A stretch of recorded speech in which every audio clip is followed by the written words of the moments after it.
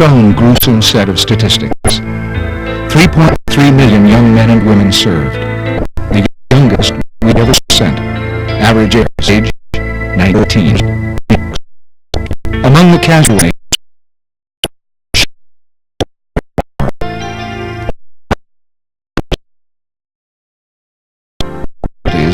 60,000 dead and more than 300,000 physically wounded. Those with long-term psychological stress weren't counted by what began in 1961 and ended in 1976 with its own gruesome set of statistics. 3.3 million young men and women served, the youngest we ever sent, average age 19.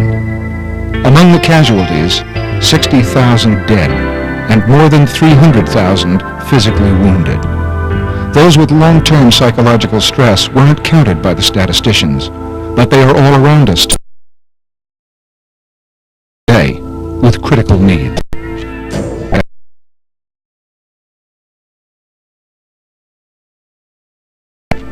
I returned home late 1966 from Vietnam. I wanted a piece of the American dream, so I went off to college.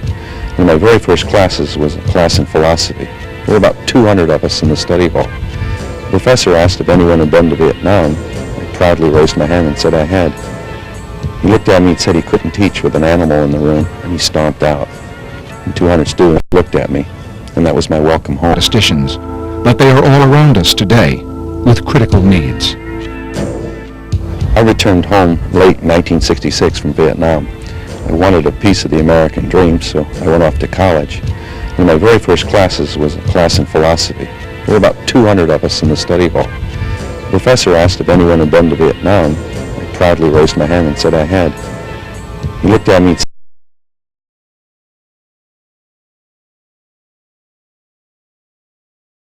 said, I got over that. And over the years, I worked myself and eventually got my. He couldn't teach with an animal in the room, and he stomped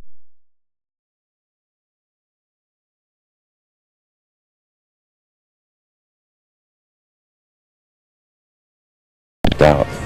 And 200 students looked at me, and that was my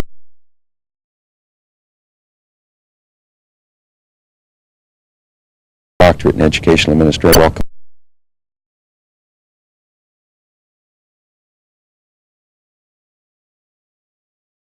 home.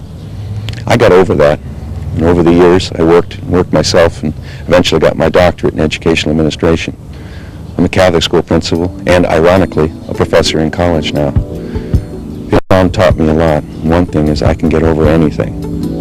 The social and cultural context in which the war in Vietnam took place made the plight of returning veterans and their continuing post-war readjustment different from those of other eras. Some 400 veterans visit our. I'm a Catholic school principal and, ironically, a professor in college now. Vietnam taught me a lot. One thing is I can get over anything. The social and cultural context in which the war in Vietnam took place made the plight of returning veterans and their continuing post-war readjustment different from those of other eras. Some 400 veterans visit our offices each month. Nearly all are poor. Nearly 80% are homeless. It's a tough population. But Stewards have been effective serving this population for two key reasons. We've always prided ourselves on providing a multi-service approach, comprehensive support services. And the second reason is we've really cared and established trust and rapport with our vets. For us, it's as important our reputation on the streets as it is in the corporate boardroom or with the White House or with the VA. Now, it hasn't always been this easy. And when we started in 1974, it seemed like nobody really cared much about Vietnam-era veterans. But Stewards was there, and we took on the top issues. Bad paper veterans, the need for alcohol and drug programs, and we've carried this on. And with the professionalism and the caring and the passion that our volunteers started, our staff has continued. And I think that's why we're effective today. From a small volunteer organization, we have grown to a respected and important community resource to which vets can turn for critical support services. Vets helping vets. In my family, we always had the philosophy that whatever you got out of life, you put it back to the community. And that's why Swords is so special to me. The individuals that come through our door are looking for self-esteem and to develop as individuals so they can go back to the mainstream of society. They're not looking for a handout, but from some genuine help. Swords is able to provide them with support in housing, counseling, and other things. But the key to it all is employment.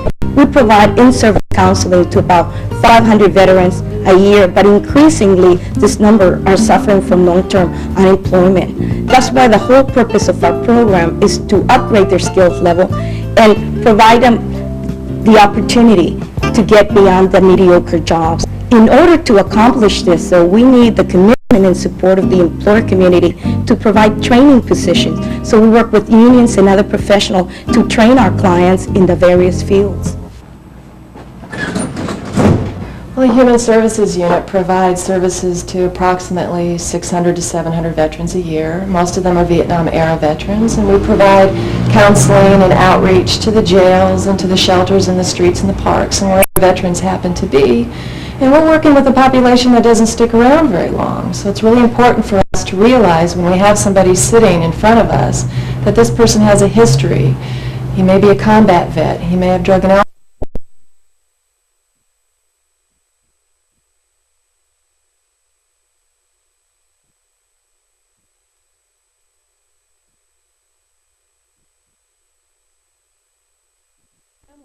In about 10 or 20 years, and he's probably homeless. And we're going to be able to do very little to help him with these issues unless we can offer him a safe and stable place to live. And right now, in the community, most of the money out there goes to the shelters. And the shelters offer only a place to stay from about 7 or 8 at night. And by 5 or 6 in the morning, the veteran has to come back out on the streets. And that's just not enough. And we need more than that. And as long as these veterans stay out there homeless and on the streets, we have less and less of a chance to impact on lives. We've been doing this program now for about 18 years. It's one of the military programs around. It's unique. It's the only one of its kind here in the San Francisco Bay Area. Tell me what exactly goes on here. Well, in a nutshell, we bring veterans in, we outreach the veterans, we bring them in, we stabilize them, we provide good nutrition, professional counseling, we give them more employment, and we try to move toward self-sufficiency. In fact, this whole program is free to the vets who are in most need of help. Well, Karen, let me show you. Let me go inside. You make it sound simple, but I bet it's more complicated than that. Yes, we're dealing with human lives here, with people who have hope but have lost self-esteem. There's being patient and working with them on a case-by-case basis. The Swords Plowshares Transitional Housing Program has allowed me to maintain my dignity and get a lot of support from others in the program along with staff. I remain sober in my quest for getting back into the job market again.